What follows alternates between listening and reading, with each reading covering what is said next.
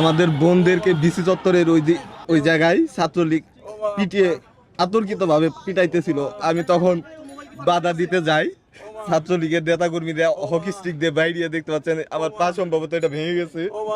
Footpath থেকে মানে যখন সবাই দৌড় মারছিল ওই সময় আমার মাথায় ইট লাগে, তারপরে পড়ে গেছিলাম। পরে যখন উঠে দাঁড়াইছিলাম, দাঁড়ানোর পরে আমারে 4 জন ধরে আমারে নিচে ফেলায় লাঠিতে প্রথম মারছে, হাতের এই সাইডে, মাজা এই সাইডে একজন ঘুষি মারছে।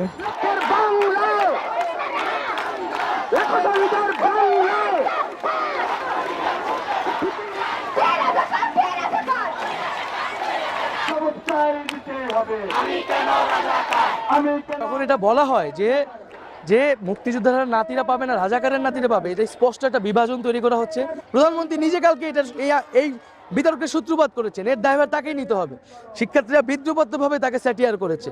প্রধানমন্ত্রী যখন শিক্ষার্থীদের রাজাকার বলে এবং রাজাকার বলে যদি এই আন্দোলনকে দমন করানোর চেষ্টা করা হয়, এইটা কিন্তু শিক্ষার্থীরা গ্রহণ করবে না।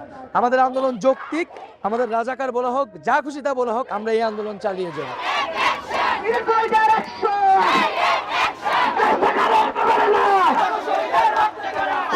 রাজাকার আখ্যা দেওয়াটা একদমই অনুচিত হয়েছে।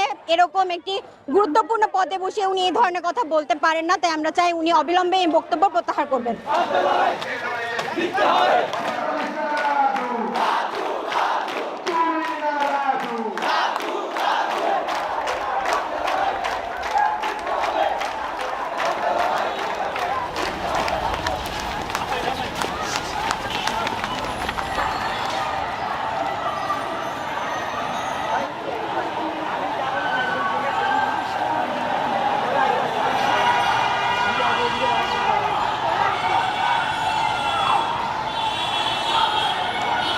আমরা খুব দাঁত ভাঙ্গা জবাব দিয়ে বলতে চাই যে এই ঘটনা যদি পুনরাবৃত্তি ঘটে, আজকে 5 মিনিটে আমরা বের করে দিচ্ছি, আর প্রতিনিয়ত ঘর থেকে আমরা ধরে নিয়ে আসবো।